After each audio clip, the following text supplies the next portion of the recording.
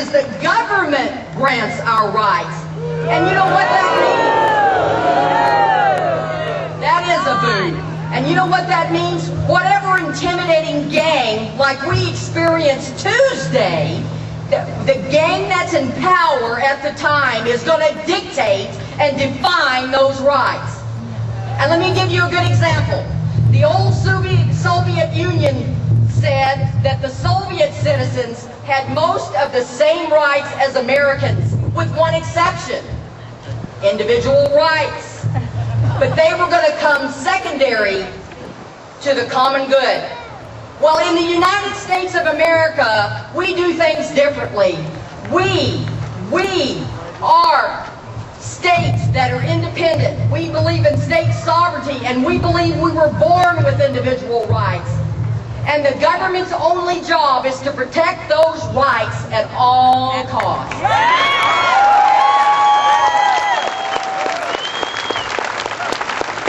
And we know the Declaration of Independence is what made us a republic where the rights of all individuals, even just one, are protected.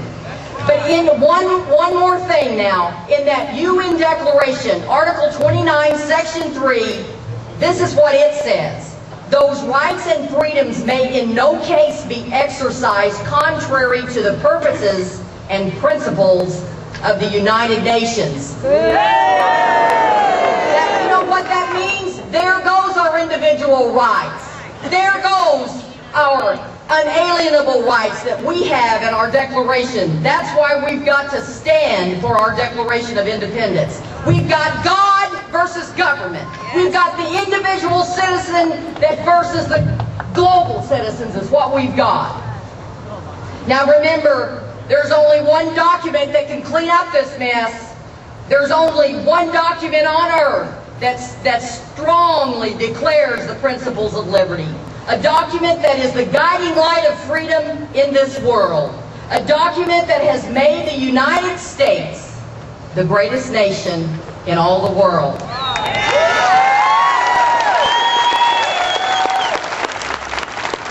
And this is a document that goes hand in hand with the Bible. God bless you all.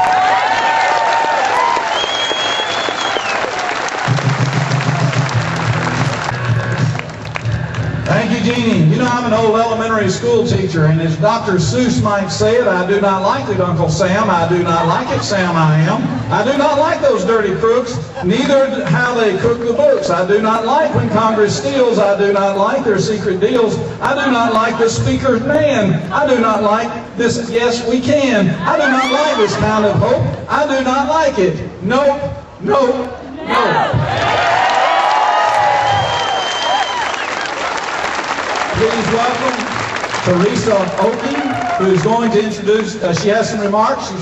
She is the State Director of Americans for Prosperity, and she has some remarks, and she'll be introducing Dick Morris.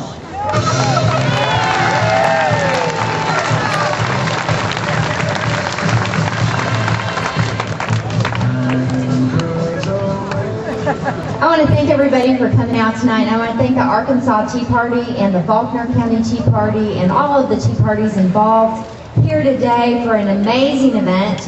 And I want you to know, I realize I'm the potato salad here today, that I'm not what y'all came to see, but I'm glad to be at the picnic with you. So I appreciate that.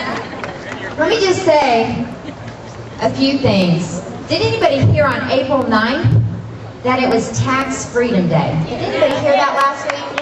Well, that's not actually accurate. You know why? Because they don't factor in what government regulations cost you. Government regulations cost you $8,000 a person. Everyone here pays $8,000 to comply with federal regulations. That's right. Well, this administration, you know, we talk a lot about the tax code and how it would stack up to over 4 Bibles in height, right? If we stacked up government rules and regulations, they would stack up 2.5 stories high. Thinking that we need more regulation in our life, this president has decided to try and sneak in the cap-and-trade tax scheme using the EPA to implement it through rules and regulations.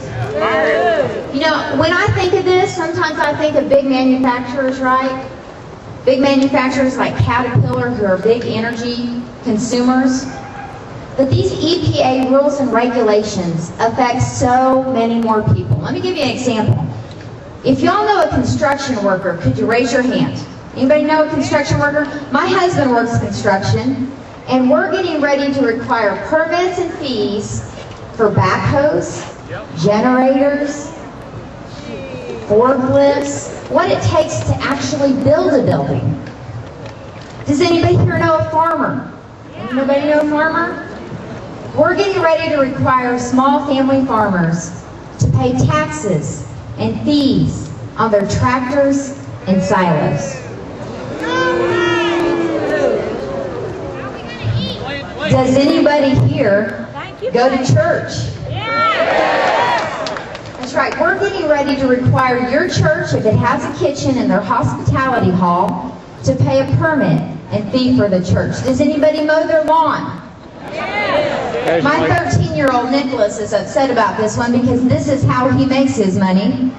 We're getting ready to require tractors to meet grass mileage standards. Grass mileage standards. Does it rain at anybody's house? Does it rain at your house? It rains at my house. The EPA wants to charge you a tax for the quality of water that leaves your lawn. It's called rainwater runoff. That's right. You know what? We know this isn't about the environment. This is about freedom, because China and India have already said they're not going to play by the same rules. This is about our freedom, and freedom is what makes our country great. It is what makes us unique on this globe.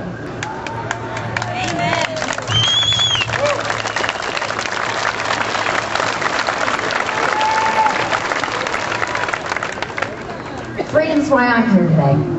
Freedom's why I got off my couch. My mom's a first-generation American. My grandma, my dad's mom, was on welfare her entire life. But my mom and dad, with 10 kids in tow, because of the freedom and opportunity afforded to them by this country, changed the destiny of our family. And that's all we want, isn't it? We want our kids to have the same opportunity to succeed or fail by their own merit.